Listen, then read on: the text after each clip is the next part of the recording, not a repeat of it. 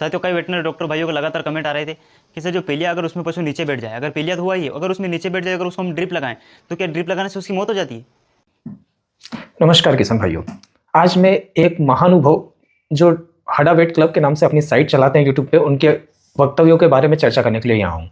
तो आपने अभी ये वीडियो सुना, इनका आप देखिए, साइड में आप देखिए इनके कितने फॉलोअर्स है, लाखों में फॉलोअर्स हैं इनके, 3 पॉइंट समथिंग फॉलोअर्स हैं इनके।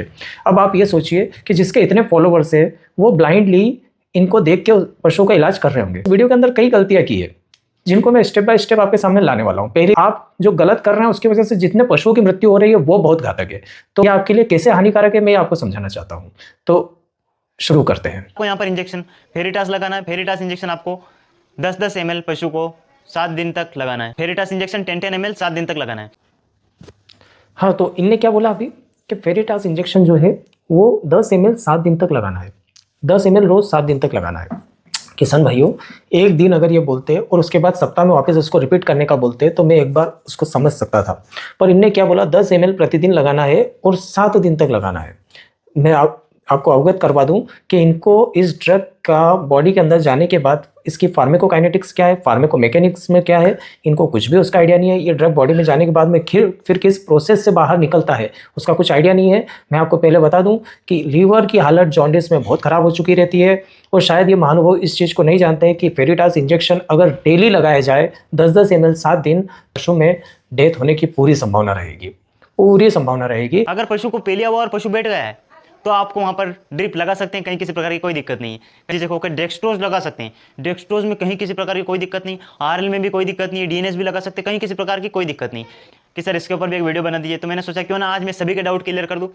इनका कहना यह है कि आप पीलिया में ड्रिप लगा सकते हैं कि नहीं लगा सकते हैं, तो इनने बिल्कुल हरी झंडी दे दी है कि आप ड्रिप लगा सकते हैं, जितनी लगाना है लगा सकते हैं। डीएनएस लगाना है, आरएल लगाना है, कितनी लगाना है इसका ज़्यादा तो नहीं बताया इन्हें, पर लगा सकते हैं। तो पहली बात तो मैं आपको ये बता दूं कि पीलिया किस कारण से हुआ उस पर डिपेंड करता है कि ड्रिप लगा सकते हैं या नहीं लगा सकते हैं। अगर प्रोटोजोनल सोर्स ऑफ इन्फेक्शन है तो उसमें ड्रिप लगानी होती है, तो कौन सी ड्रिप लगानी होती है, उनके सबके अपने अपने रिक्वायरमेंट्स और अपने अपने इंडिकेशंस होते हैं। जैसे फैटी लिवर डिसीज़ है, उसमें ड्रिप लगाना कि नहीं लगाना चाहिए, इसके भी अपने अलग इंडिकेशंस है। तो इसमें एक थंब रूल नहीं होता है कि सब पेशेंट्स में ड्रिप लगा दीजिए। ड्रिप रिक्वायरमेंट के हिसाब से लगाई जाती है, सब में नहीं लगाई जाती है।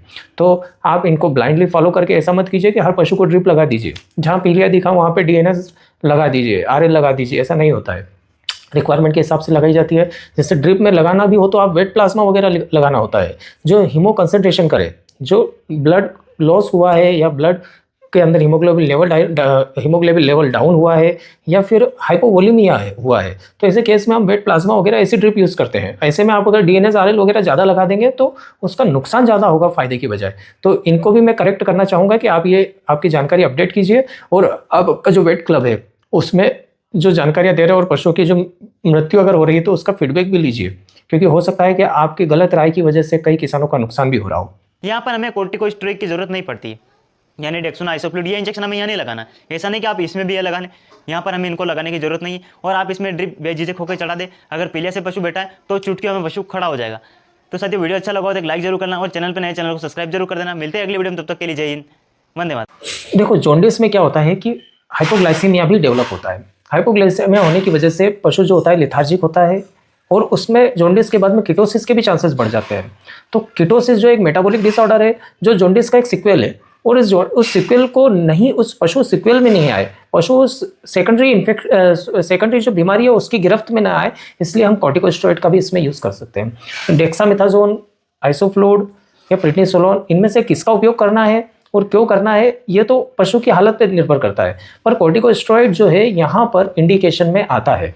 किस लिए आता है? अगर हाइपोग्लाइसीमिया है तो उसको कवर अप करने के लिए आता है, और पशु जॉन्डिस के बाद में लंबे टाइम से एनोरेक्सिया, इनहेपेटेंस के वजह से कीटोसिस की ओर प्रोग्रेस न करे, इसके लिए हमें हाइपोग्लाइसीमिया को कवर अप करने के लिए कॉर्टिकोस्टेरॉइड देना पड़ते हैं। तो इन महानुभाव ने कहा है कि इनको नहीं देना, इनको देने की जरूरत नहीं है। ऐसा बिल्कुल नहीं है, ये बिल्कुल गलत राय दे रहे हैं, और ये तो कहे जा रहे हैं कि मेरी चैनल को लाइक कीजिए, शेयर कीजिए, सब्सक्राइब कीजिए। पर मैं जो बता रहा हूँ कि अगर आप इनकी चीज़ों को अंधाधुंध फॉलो करेंगे, मैंने तो पहली बार इनका वीडियो देखा है और मुझे लगा कि इनको भी मुझे समझाना चाहिए, इनको भी मुझे बताना चाहिए, ताकि इनके नॉलेज को अपडेट करें और गलत जानकारी देकर पशुओं को मरने से बचाएं और किसानों को भ्रम में न रखें। धन्यवाद।